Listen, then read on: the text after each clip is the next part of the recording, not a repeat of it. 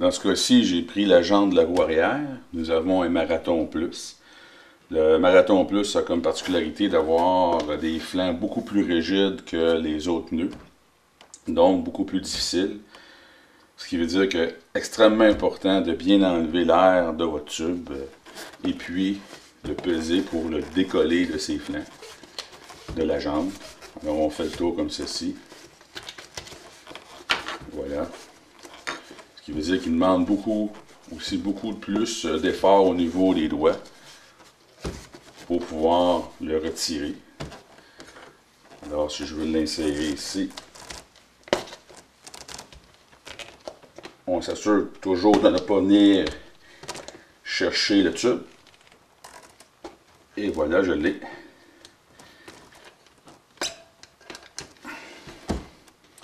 Maintenant, il est très difficile de dire, on va venir juste pousser.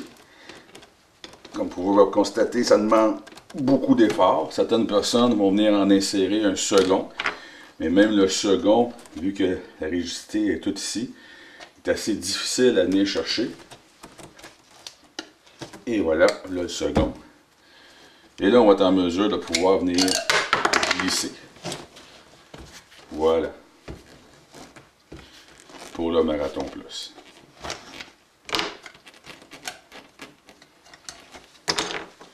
On va aller du côté opposé à la soupape. On va venir retirer le tube.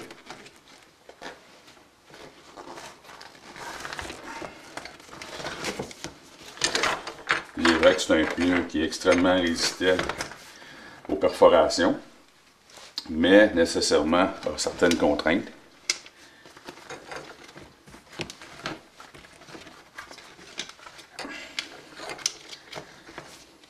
Et voilà, je vais le retirer. Même chose, inspection du fond de jante.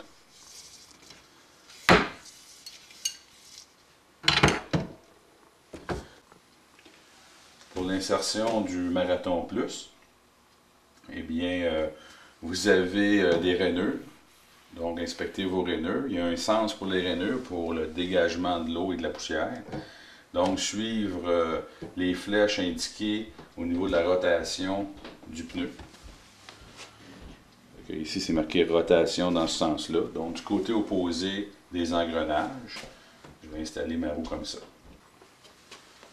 Donc, pour remonter le Marathon Plus, eh bien, on prend notre jambe, on l'insère sur un côté des flancs du pneu et on vient l'insérer. Et voilà, c'est fait. On peut voir comparativement à d'autres pneus sa rigidité. Hein, il se maintient quand même bien.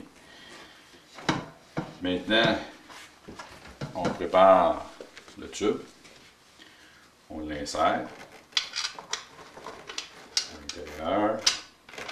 On s'assure qu'il soit bien aligné. On passe le pneu par-dessus le tube.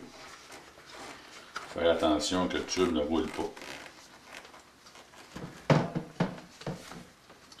On vient insérer le tube.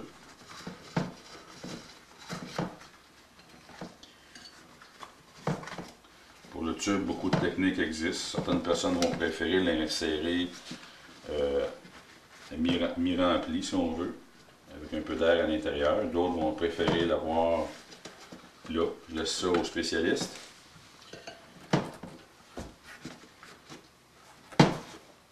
Moi, en ce que je sache, autant que j'ai pas de crevaison, je suis bien content.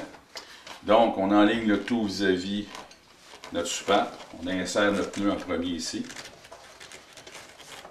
Je le fais glisser un peu sur le côté, comme ceci. Je m'assure que la soupape soit bien libre, qu'elle ne soit pas coincée. Et là, je continue mon insertion, en m'assurant de ne pas coincer le tube. Ceci.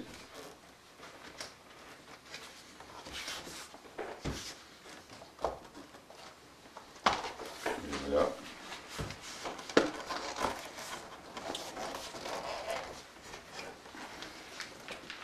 Un peu plus difficile que les autres pneus. Et je je dirais même le plus difficile. Il va vous demander beaucoup plus de patience. Si vous ne voulez pas utiliser un outil pour le glisser à l'intérieur, eh bien, la technique de l'écrasement fait son travail. Comme ça. On l'écrase à l'intérieur de la jambe. Et on pousse. Ça demande un petit peu plus de force que les autres pneus.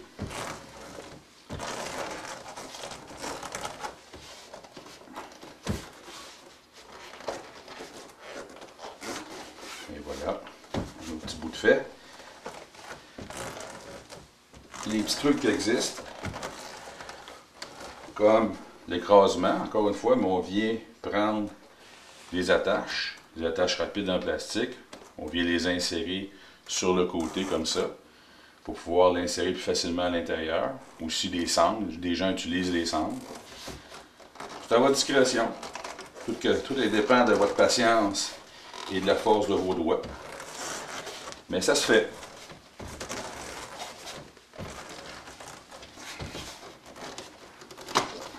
Et voilà pour le Marathon Plus.